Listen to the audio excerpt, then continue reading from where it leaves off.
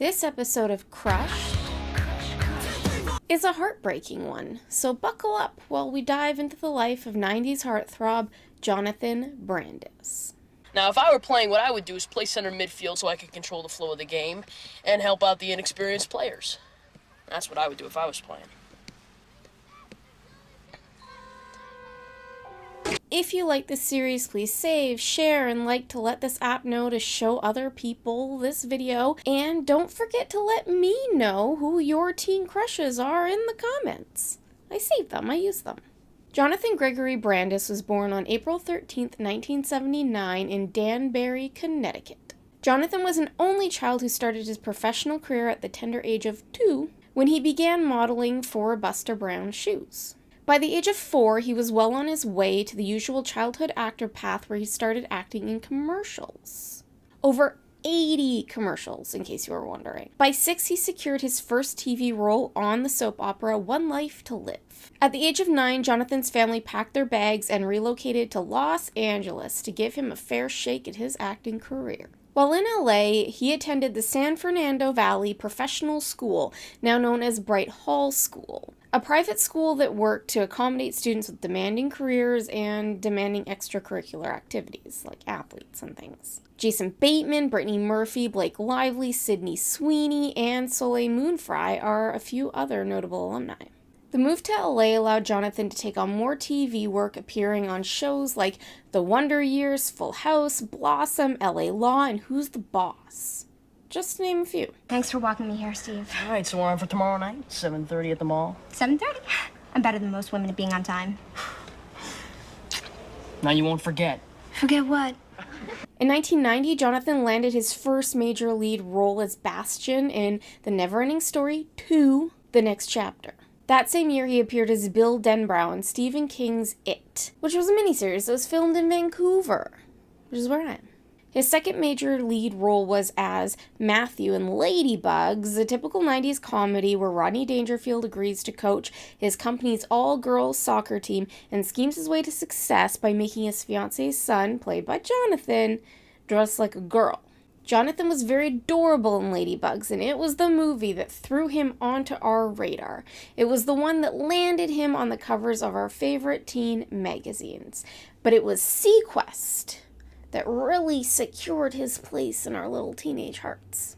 Steven Spielberg's Sequest DSV premiered on NBC on September 12, 1993, with 17-year-old Jonathan playing Lucas Wolchak. I'm not rewatching it to figure out how to say his last name, I'm sorry. A young computer genius who was on Sequest due to his mother, Christian Westphalen's role as Chief Medical Officer and head of the science department for Sequest. Notable mention to Darwin, the dolphin that they could communicate with due to technology. That was my favorite part. Next to Jonathan, Darwin was my favorite part. The main premise of the show was that they all lived on a submarine in the year 2018 because we humans had used up most of our natural resources, so we had to go down to live in the ocean where we still had natural resources because we hadn't totally mucked everything up down there. And doesn't that sound like something that is actually going to happen?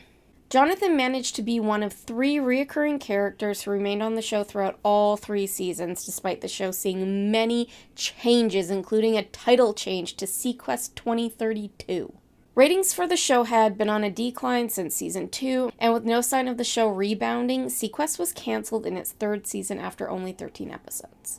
At the height of the show's popularity, Jonathan was receiving upwards of 4,000 fan letters a week and was being escorted onto set by 3 studio security guards due to such an intense fan presence. During season 2 of the show, Jonathan had been driving a convertible Mustang to set, and in season 3, his co-star, Michael Ironside, was also driving a convertible Mustang to set. The fans were so intense that Michael would go to leave the Universal Studios lot in Florida where they were filming for the day to go home, and his car would be covered in notes. They'd be on the windshield, they'd be stuffed in the doors, just tons of notes from young girls thinking he was Jonathan Brandis. Can you imagine what his DMs would have looked like? After Sequest ended, Jonathan had difficulty landing the kind of roles that he had been used to. He had always dreamed of writing and directing, having written one of the more popular episodes of Sequest, Siamese Dream, but that seemed to go just as well as his acting career was. He had auditioned for the role of Anakin Skywalker in Star Wars II: Attack of the Clones, but he was deemed too old for the role, and it went to Vancouver's own Hayden Christensen, who was 6 years younger than Jonathan. 2001 saw the end of his long-term relationship with Tatiana Ali, who was famously known for her role as Will Smith's cousin Ashley on The Fresh Prince of Bel-Air. And in 2002, he was supposed to appear in Heart's War, a film starring Bruce Willis, which he hoped would relaunch his career, but his scenes ended up on the cutting room floor. Then in 2003, he secured a role on the show 111 Gramercy Park, but the studios didn't want the pilot and it never got picked up. Now, before we get into this next part, I want to warn you that we're going to talk about suicide. And if that's something that is difficult for you to hear about or process right now, I want to give you the opportunity to scroll on through. On November 11, 2003, 911 received a call from Jonathan's friends alerting emergency responders to the fact that Jonathan had attempted suicide. His friends had found him hanging in the hallway of his second-floor apartment at 650 South Detroit Street in LA, and they had cut him down. Jonathan was rushed to Cedars-Sinai, where he passed away the next day on November 12th at 2:44 p.m. Jonathan's suicide attempt was and still is a mystery.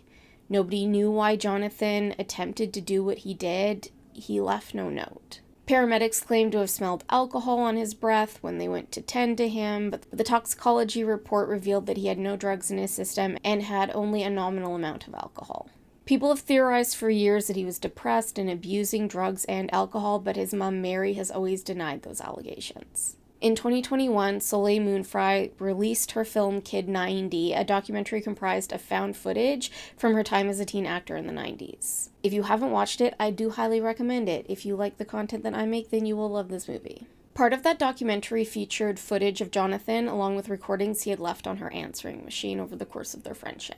She said that looking back on those recordings made her realize that he must have been experiencing a level of pain that she wasn't aware of at the time. They had been really close, close enough that she had found diary entries from when she was younger, detailing how her and Jonathan had discussed getting married to each other and having a family when they got older.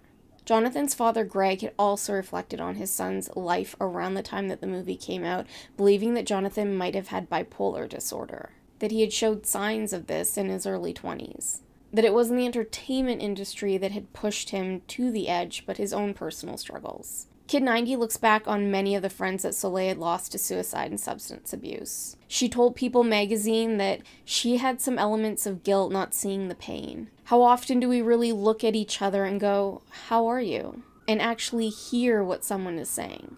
She learned that she just wasn't listening in the same way that she does now. This November it will have been 20 years since Jonathan passed away. He was only 27.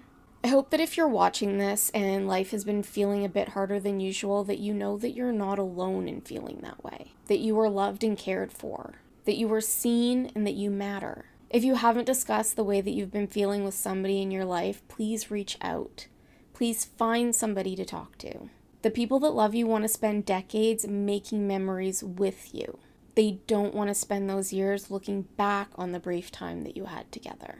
I hope that if you're watching this and have somebody in your life who might be struggling, that you take this as a sign to reach out to them, to ask them how they're doing, and to really listen.